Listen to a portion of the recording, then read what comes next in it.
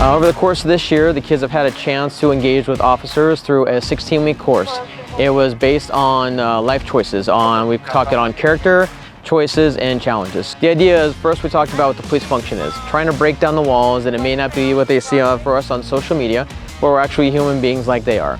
We talk about that, we talk about narcotics, anti-gang, social media and internet safety, communication, de-escalation, overall life choices. So at the conclusion of the program today is going to be a fun day for the kids. The air unit's going to come and land so the kids can see that.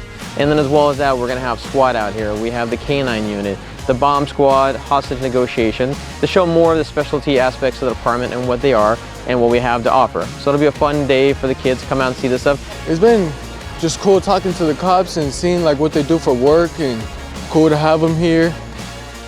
You never really get the chance to see something so up close.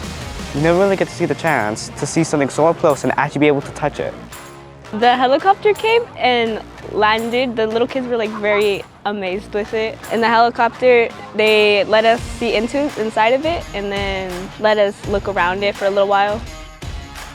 It's really cool how it flew in because it gives everybody like their experience to see a helicopter fly in and stuff, and it's really cool.